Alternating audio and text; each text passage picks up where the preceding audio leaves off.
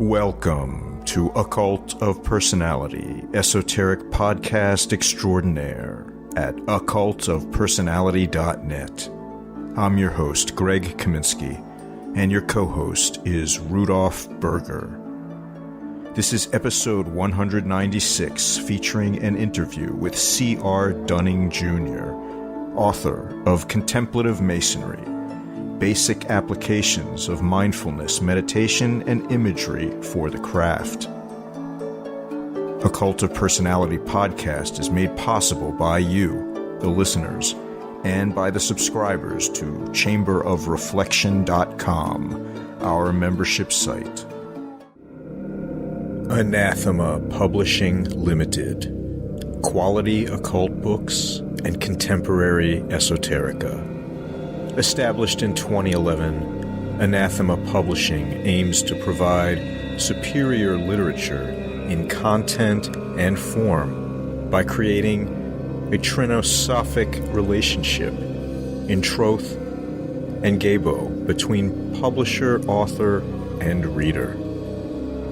Anathema Publishing produces refined books for the true bibliophile on topics ranging from Gnosticism, traditional craft, alchemy, Hermeticism, witchcraft, to Luciferian theosophy.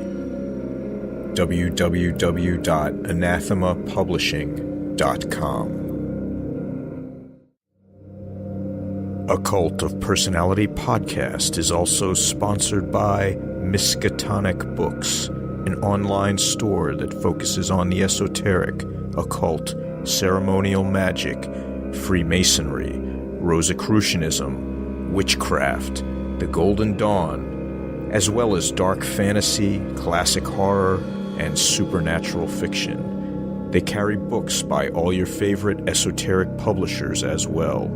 Just visit miskatonicbooks.com. Our guest tonight is C.R. Chuck Dunning Jr., author of Contemplative Masonry, Basic Applications of Mindfulness, Meditation, and Imagery for the Craft. You can find Chuck online at chuckdunning.com. Chuck Dunning has been a Master Mason since 1988. Chuck is a full member of the Texas Lodge of Research and belongs to a number of other Masonic research societies. In the Scottish Rite, Chuck is a Knight Commander of the Court of Honor, Director of Education for the Guthrie Valley in Oklahoma, and a Class Director for the Fort Worth Valley in Texas. In 2012, he became the founding Superintendent of the Academy of Reflection, which is a chartered organization for Scottish Rite Masons wanting to integrate contemplative practice with their Masonic experience. Chuck is a member of the Society for Contemplative Mind in Higher Education and has been engaged in various forms of contemplative practice for over 3 decades. In his career in higher education and mental health and masonry, and with other groups and individuals, he facilitates and teaches mindfulness, meditation, and imagery to enhance people's experiences of life in many ways. Chuck holds a master's degree in counselor education and a bachelor's degree in psychology, both from the University of North Texas. Part of the work that has become Contemplative Masonry first appeared on the internet in 2000 as an anonymously authored guide to the exploration of Freemasonry through contemplative practices like prayer, meditation, breathwork, chanting, and visualization. 16 years later, the original author of that material, C.R. Chuck Dunning Jr., has come forward with a substantially expanded edition for those seeking to utilize Masonic symbolism and teachings in a way that is practical, accessible, inspiring, and profoundly transformative. Contemplative Masonry is a much-needed resource for Masons seeking to undertake the challenging and rewarding work of deep self-knowledge and self-improvement. Brother Dunning provides Freemasons with a unique system of practices derived directly from the craft degrees of Masonry, without reliance upon other religious, spiritual, or esoteric traditions. He also shares the valuable wisdom and insights that come from decades of personal experience with contemplative practices. I personally found Chuck Dunning's Contemplative Masonry to be a much-needed guide to using the Masonic degree lectures, symbols, and teachings in a classic, structured meditative practice, and it does provide a better understanding of the knowledge presented in the Masonic degrees, furthering the maturation process. If you have any esoteric leanings as a Mason, Dunning's book is not only required reading, but should be put into daily practice. I was impressed not only with the book, but also with Dunning's commitment to further Masonic education and deepen the experience and understanding of Masonry. And I think you will be as well. The intro music is Awakening by Paul Avgerinos, and the outro music is Build by Ernesto Schnack. All right. Well, Chuck, thank you for joining us. It's really a pleasure to speak with you again, and I'm really happy to talk with you for the Cult of Personality podcast tonight. Thanks, Greg. It's a pleasure to be here, and I've enjoyed some of your previous shows, and it's been nice getting to know you. I've been familiar with some of your work for a while, and so this is a real treat for me. Thank you. Great, and greetings from Europe as well. Good evening, Chuck. Good evening, Rudolph. It's wonderful to connect with you too, and I appreciate you being up late to spend some time with me and Greg. Of course. Well, tonight we're going to focus primarily on your wonderful book, Contemplative Masonry, Basic Applications of Mindfulness, Meditation, and Imagery for the Craft, which is really a wonderful, wonderful book. And quite frankly, I personally found it really unique. But before we get into talking about your book specifically, maybe you could just introduce yourself to the listeners, tell them a little bit about yourself and your history in Freemasonry. Okay. So I live in Fort Worth, Texas, and I have all my life. I was initiated, passed, and raised in 1988 in Haltom City Lodge, number 1331. It has since become Haltom City Riverside Lodge because of a merging of two lodges, and joined the Scottish Rite really soon after that. Started to follow kind of the traditional path in Masonry of getting involved in the Scottish Rite degrees and starting to do some of the officer roles. I actually became a Tyler in my lodge, and began doing some study groups because I had a background in philosophical studies. My minor in college was philosophy, and that's actually what led me to finally decide that I was ready to join Freemasonry. And so ever since the very beginning, my interest in Freemasonry has been about this philosophical, contemplative, spiritual side of things, and that's just increasingly grown over the years. Thank you. That's interesting. Also because as you said, it's a very particular road to go, and maybe especially also for our European listeners, could you just tell us, before we start about the book, how many of your brethren would be going along that path? Because here in Europe we experience a lot of separation between the more, let's say, more esoteric approach on or contemplative approach on Freemasonry, as opposed to a more humanist, non-religious approach to Masonry. Yeah, I think my experience was significantly different. And the Masonic world has changed in the United States and certainly in Texas over the last 30 years. But I think the number of people that were actively involved in Freemasonry who shared the kind of interests that I shared were a very small minority.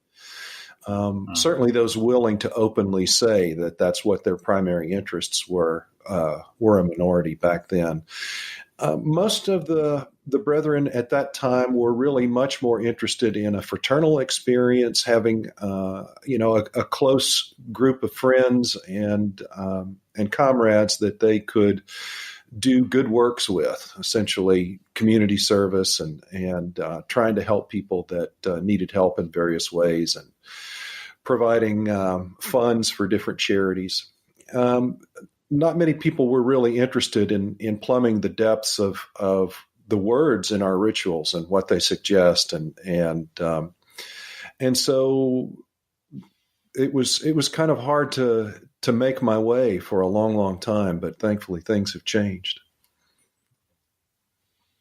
Yes, certainly. That's interesting. Yeah. So, I guess this is the point to ask you, what were you doing and how did you become inspired to put together your book?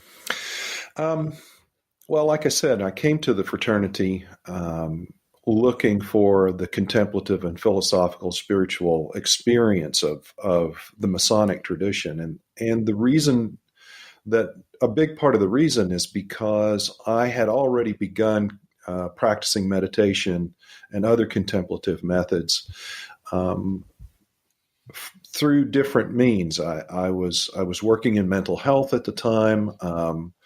I had a college professor that introduced me to different meditation techniques. Primarily, my first real introduction into formal practice was in a form of Kundalini yoga, and so what I was really looking for was an initiatic experience and a fraternal venue in which the members supported each other in diving deeper into contemplative practice and into trying to understand the mysteries, really, the mysteries of the universe and of existence, of ourselves as conscious beings. And when I didn't really find that, the timing was really nice because I found another teacher who was prepared to take me deeper into the Western esoteric tradition. And so I began a study with him at that time, and a lot of what is written in the book is a result of the work that I did with that man from the late 80s into the 2000s. I mean, I worked with him for about 15, 16 years altogether. And so the previous work that I had done with my first teacher, and then certainly the work that I did with him, informed my practice as a Freemason and what I did with the ritual and symbolism. And I started communicating with some brothers online, because this was also about the time that the internet was catching on, and Masonic discussion groups were forming online. And I was invited to a private group that was specifically focused on esoteric Masonry, and there weren't many of us. But I started making notes. People in the list suggested that I start writing down some ideas about how Masons could actually do inner work, what techniques they could use, and so on. And so I started writing down notes, and that led to the completion of a manuscript in 2000 that was published anonymously on mastermason.com. And I had a small group of brothers that were working through that manuscript with me for a while. And I left the book pretty much idle for a long time, and got involved in some other things. And then the time finally seemed right for me to put it together with a little bit more explanation, a little bit more theoretical backing than I had in the original guidebook, the original meditation guidebook that I had written, and that's what led to the publication of this book and all of the engagement I've had since then with other Masons who are really wanting to do contemplative practice. That's wonderful. And if I could just briefly ask a follow-up and preface that by saying, just getting to know you briefly and listening to you speak, reading your book, it's clear that you are someone who's done a good amount of practice. And I'm curious if you would tell us, because when you speak or you write, communicate, or just with you, it's very perceivable. You have this very strong, heart-centered energy. You speak clearly from your heart, and it just is radiant sort of light that you project. And I'm wondering, is that a result of your practice, of your teachers' instruction and guidance and all the work that you've done? Is that what you would attribute that to, or is this just naturally who you are? Well, first, thank you. I mean, those are wonderful things to hear said about you, about a person. I think it's a little bit of all of those things, Greg. I mean, as long as I can remember, certainly looking back in hindsight, I can see how I have always been essentially a heart-centered person. And then my first spiritual teacher really emphasized the importance of love. He's very much a heart-centered person as well, but also one of the most brilliant minds that I've had the fortune to know. And in fact, Greg, most of the people that I've run into in my life who are intellectually brilliant, but also spiritually connected, have this heart-centered resonance that you're talking about. And I've just been fortunate enough to run into many of those people. I mean, the late Jim Tresner, brother Jim Tresner, is a good example of that. He's one of my mentors as well. And then certainly the practices that I learned from my first teacher and then my work with my second teacher really led to a much more, I would say mystical realization. And I don't need to, I don't need to be hesitant about that. It was a genuinely mystical realization of love as the central principle in my life. And that is always there for me. It's kind of a motto for me. When I'm trying to make a decision, when I'm trying to interact with another person, to be mindful of the question, what's the most loving thing to do? And that's with the implication for everyone involved. And, and I fall short of that many times. I'm not always mindful of that, but that is an ongoing practice of mine. Mm-hmm. Mm-hmm.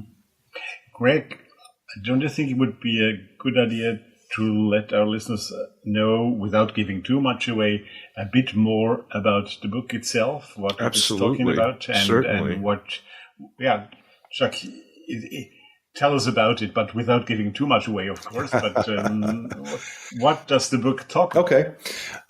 So the book is basically divided into two sections. The first section is an introduction and 2 chapters that dive into the theory that the second section is based upon.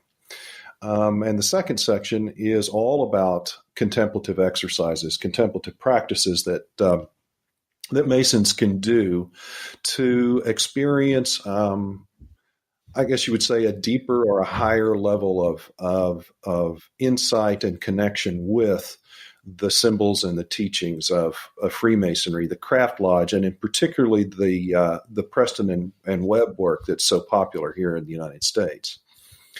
Um, in that first section, the introduction in the first two chapters, I really try to lay out an understanding of an inherent psychology in Freemasonry, and how that psychology includes the spiritual and the mysterious dimensions of our being. And then in the second chapter of that first part of the book, I then try to make a really good, solid case about how the language of our ritual itself tells us that we're supposed to be a contemplative tradition, and how that is supposed to lead us into deeper moral, philosophical, and spiritual insight and application of that insight in our daily lives.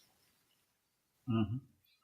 It's a great book. And I know, and you said it just now, and you also say it in the book, that you have based your text, so to speak, on a certain tradition, on a certain ritual tradition.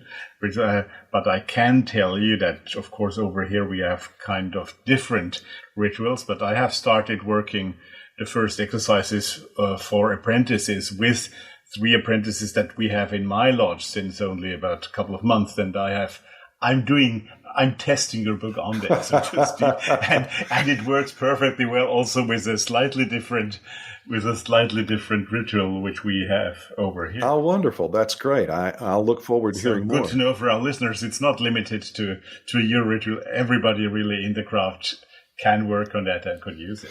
Thank you for that. I think there are enough similarities from one rite to another that it can prove useful. There may be a few little details here and there that have to be adjusted, but that's one of the things that I knew going in, because even in the United States, the ritual from one Grand Lodge to another is not exactly the same, and so there are little details that have to be adjusted. Of course, and it's good to learn about those details because we are a universal fraternity. So we should know about those details. We should be able to adapt ourselves in our thinking. Yeah, I agree. One thing I wanted to sort of discuss with you a little bit is, based on the title and the general activity of the book, which is contemplation, because our sense of what that means, I think, is not always as articulated as maybe is helpful. Because when you say to someone, even someone interested in philosophy or mysticism, the word contemplation, what often happens is it's used as a way of deeply reflectively thinking about things. Yes. Right. But I think, and this is my opinion, and I'm curious of your thoughts about it, but I feel very strongly that contemplation is really not just thinking about things. What it is it's deeply rooted in the foundation of the Western esoteric tradition, in that, as all the great mystics have told us, where you place your thoughts is not only where you are, it is what you become. Yes. So the act of contemplation, when deeply reflectively considering Freemasonry and the ritual, or the divine, or deity, things of that nature, that's where you go, in a sense, and it's a way of transforming oneself, that's what Freemasonry is all about. So contemplation, while it is, yes, deeply thinking and considering things, concepts, ideas, or transcendent concepts even and ideas, is a way of working on ourselves to bring about a real discernible and substantial transformation in a sense. I'm curious what your thoughts are about that. I like the way you said that, and I agree that there is a kind of common use of the term contemplation or contemplative that may not reach most people with the kind of depths that you're talking about, but I think it's so. For one example, one thing that came to mind for me is if you look in Mackey's Encyclopedia of Freemasonry, and you find out what he has to say about the word contemplation. He talks about the origin of the word, and he says that the ancient Roman augurs would go out to consult the stars, and they would mark off a section in the heavens. And that marking off, the Latin word for marking off a space is templum. And so, like, our word template comes from that same word. And so they would mark off a space in the heavens, and then they would sit in meditation and in watching, closely watching that area of the heavens to see what happened or to see what insights or visions came to them. And that's how the word contemplation came to be. Well, that's certainly pretty far back and close to the roots of much of Western esotericism. And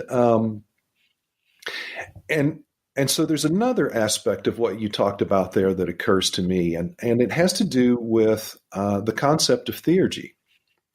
And the basic underlying principle of theurgy is that if you construct a vessel appropriately, then it will be inhabited by the intelligence or the principles or the beings that you are invoking to fill it, to take residence in it. And so, for example, in Freemasonry, we talk about the building of King Solomon's temple and how that temple had to be constructed properly, and the tabernacle as its model had to be constructed properly, and the Ark of the Covenant had to be constructed properly.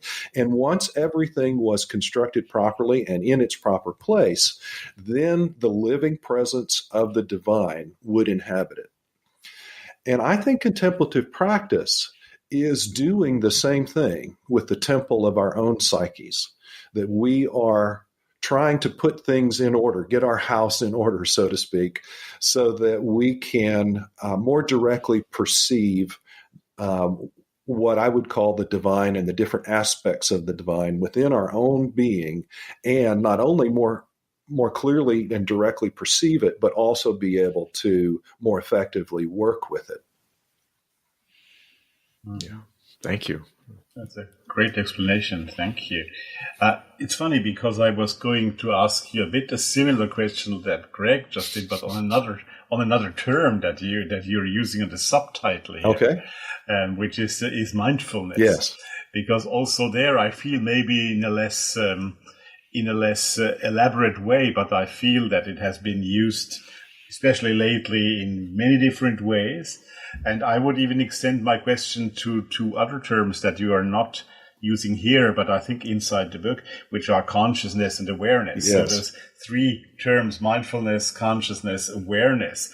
How would you, from your point of view and from the point of view of your book, define them? Let's put it that way, or distinguish them. Okay. Well, let me preface this by, of course, stating that when we start talking about consciousness and awareness, we're all already starting to connect with mystery. And so any words that I use to try to describe consciousness are going to be inadequate. But having said that, I'll take a stab at pointing in the right direction. to me, the most inclusive of these three terms is consciousness. And I would call consciousness the just the ability to perceive what is, and understanding to some degree comes with that. I don't know that understanding is a necessary aspect, but understanding in some form, not necessarily just the cognitive kinds of logical processes that and even emotional processes that we wrap up under the term understanding, but understanding would be part of consciousness. Awareness is very similar to that, but for me, awareness has to do with consciousness being directed, and so what is consciousness open to at a particular moment? What is it focused upon? What is it capable of perceiving? And I think those would be the things that I would put under the heading of awareness. For me, then, mindfulness is about actually intentionally practicing awareness. And in fact, that's one of the ways that I define contemplation. It's my favorite shorthand definition of contemplation is the intentional practice of awareness. And mindfulness in its popular usage in these days refers to that intentional practice of awareness in the moment, from moment to moment, to be aware of what you're doing and to be doing what you're aware of, and to not divide our consciousness too much from where we are in the present moment. Mm-hmm. Thank you. Yeah, great. Chuck, in your book, you have extensive exercises, meditations, instructions for practice for Masons based on ritual and the teachings of Masonry. And as far as I'm aware, and I could be wrong, but I've not seen anything of this sort for Masons, written by Masons, having to do strictly with Freemasonry, and yet applying all of the same meditative visualization techniques that we're familiar with from other schools in the Western tradition. And I think it's extraordinary. Oh, thank you. Yeah, Greg, I'm with you. I'm not aware of any book quite like this one having been written before. I know that there have been a few books that are like those daily meditation books where you're giving some sort of inspirational quote or something to think about or to pray upon, but there's not really any instruction on how to manipulate consciousness to be able to work at deeper levels with these things, or to access other aspects of our consciousness with these things. And I just got to be honest with you here that after 300 and something years of our tradition being recognized in the fraternal form that it currently exists, and having existed prior to that for quite a while in other forms, it really has amazed me that, particularly in the 20th century, nobody wrote anything like this before. It still stuns me. It's shocking, and I feel like you've crossed the Rubicon in a sense, like by bringing really practical instruction in exercises that people can engage in that are effective and utilize the teachings. You're right. I don't know why. I mean, I can see why it hadn't been done. There's all sorts of beliefs and concepts about how things should or shouldn't be, but it's been long overdue. I'm really glad you're the one who did it, though. Well, thank you. Definitely. I appreciate that.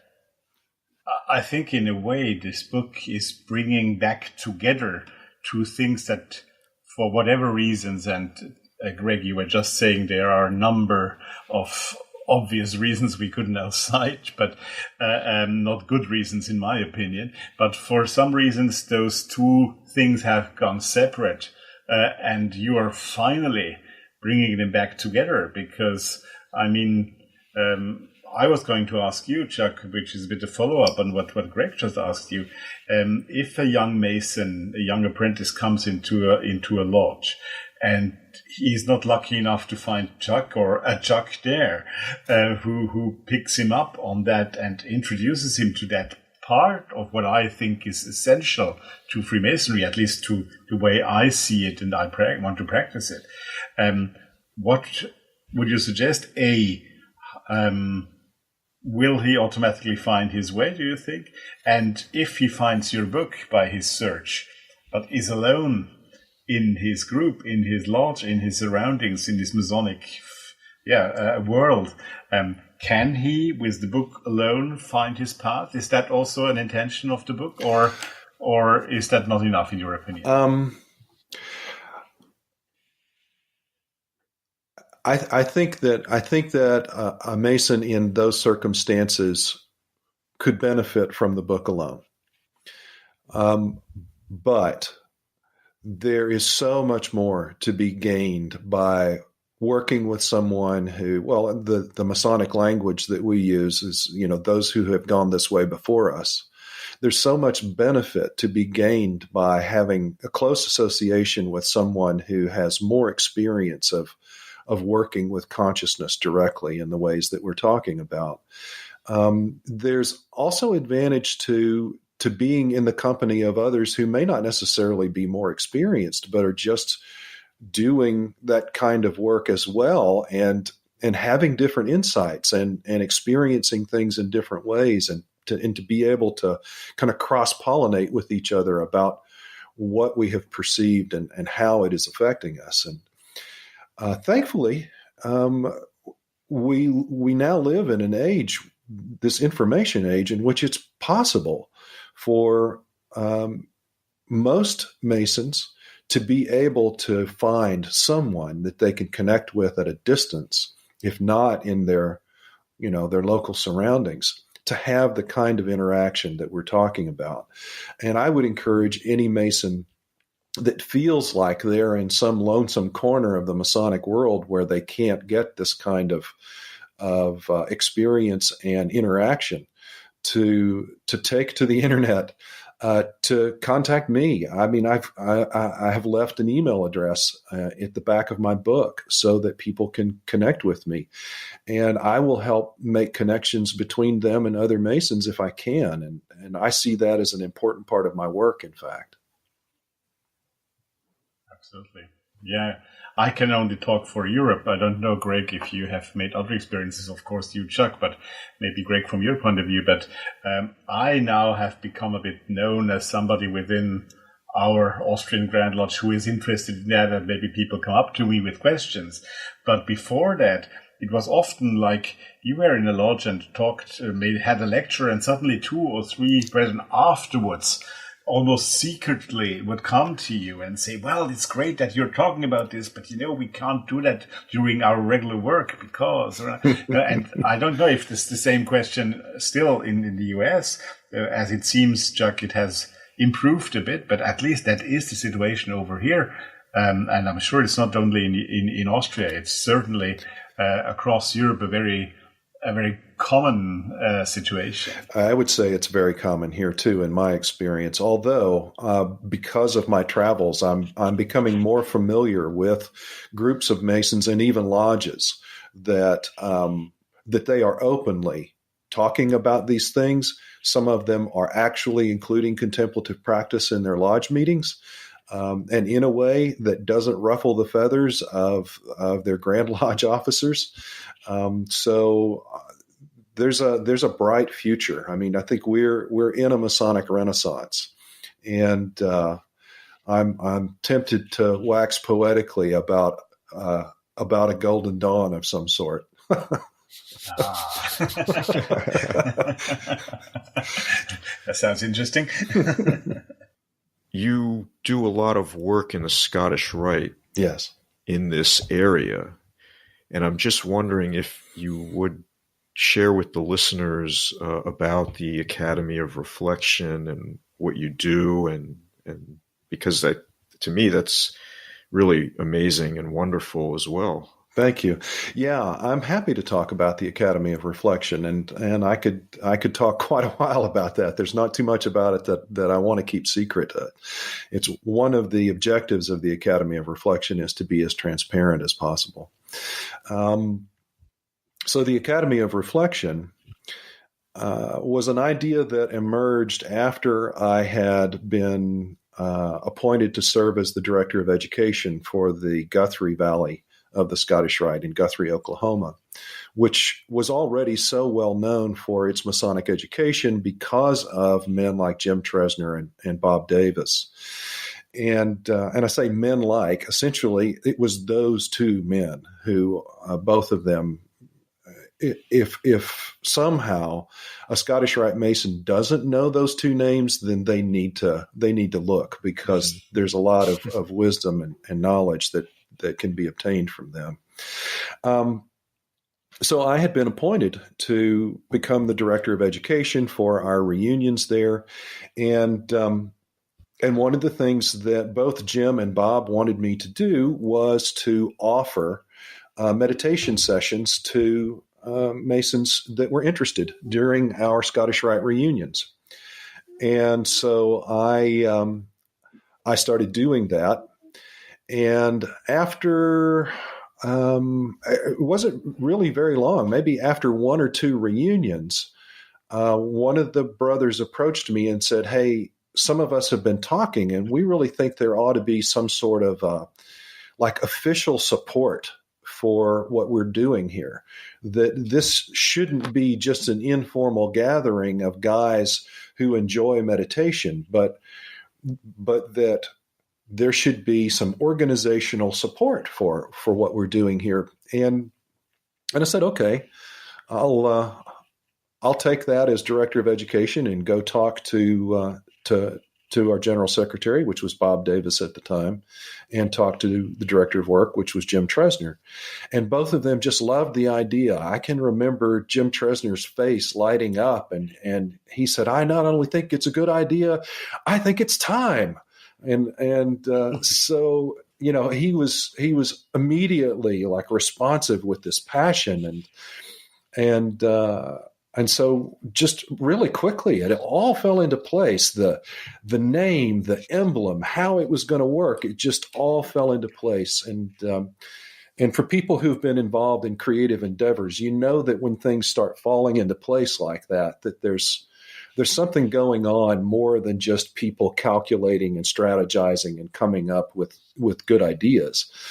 And so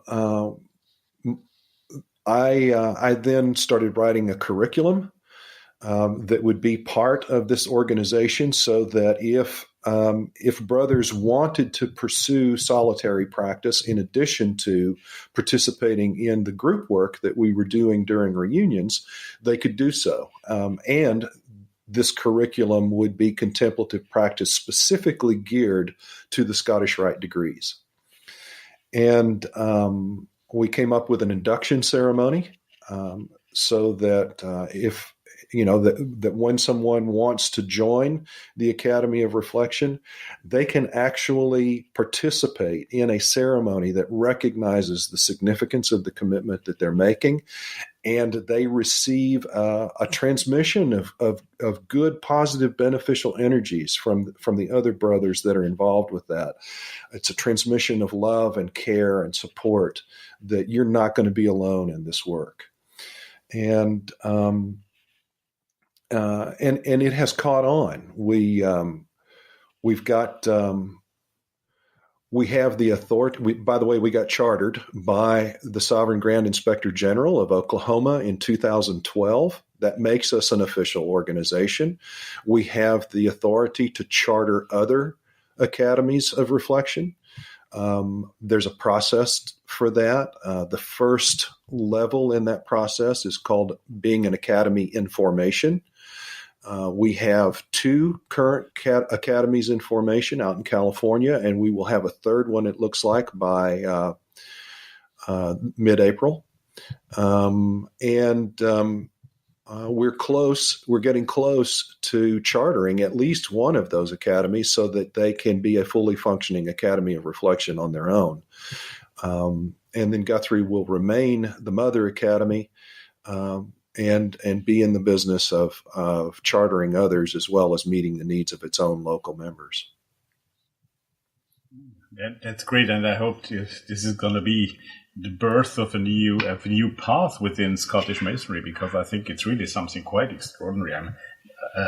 I'm very, very curious to see how this will go along. In a way, I don't know if you like that comparison, Chuck, but in a way, you just said something about Golden Dawn. Of course, we are not with that, but in a way, you're creating something here that not Masonry directly, but people who were Masons created 150 years ago, but you do it in a different way, more linked to the Scottish Rite, and probably it stays there, and it should stay there. But is that the idea, to bring the broadness of the Western tradition, where Masonry is part of, back into Masonry? Is that the idea, or what else would you define as its genuine idea? Boy, there's a lot to reflect on there, Rudolph. Go ahead. So anybody who's familiar with the Scottish Rite degrees will see that there are many, many influences of Western esotericism in the Scottish Rite degrees. They're not hidden. They're openly stated in the Scottish Rite degrees. So it's not like we have to suppose, as we do with Blue Lodge ritual, that this symbol connects with this other thing that happens in some other Western esoteric tradition. In the Scottish Rite, it's overt.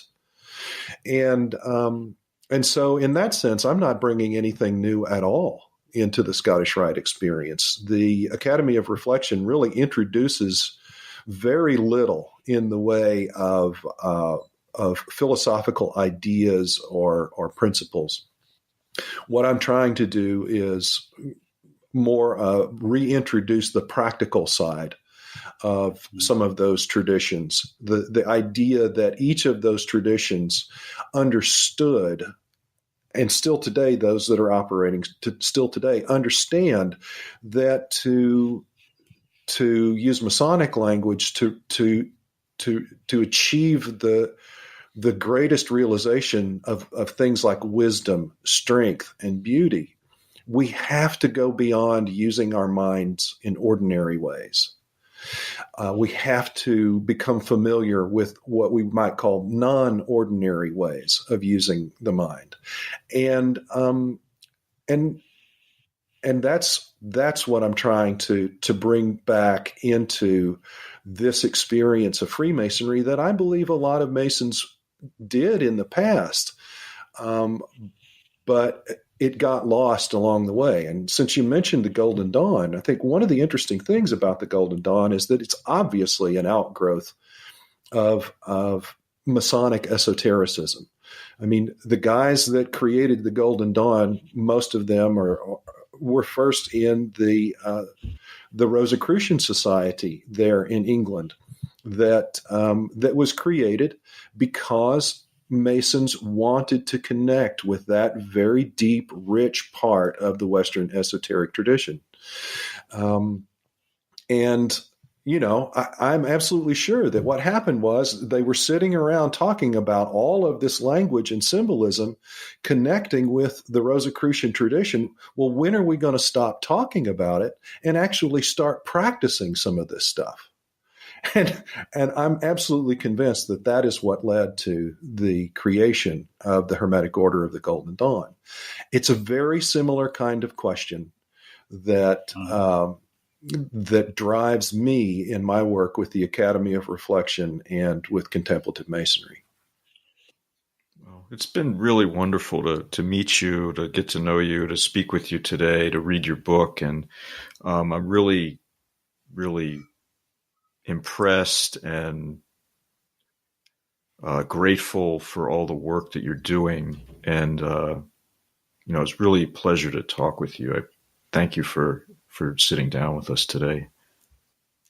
My pleasure, Craig. I likewise, I appreciate the work that you and Rudolph are both doing. And I know you both have your own really deep commitment to your practices, to trying to help other people in whatever way that you can, to integrate this world that we live in some way, some small way.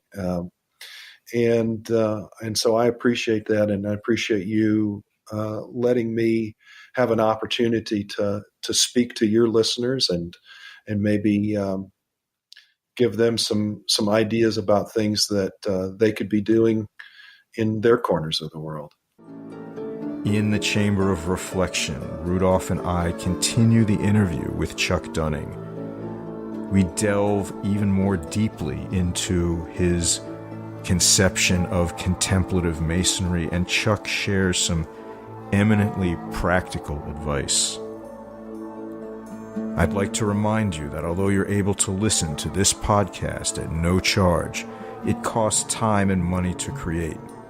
We ask you to support our efforts and the creation of future podcasts by joining the membership section at chamberofreflection.com or subscribing via Patreon at patreon.com/occultofpersonality. And if you're already supporting the show or have done so in the past, my heartfelt thanks, and I salute you. Thanks for listening, and until next time.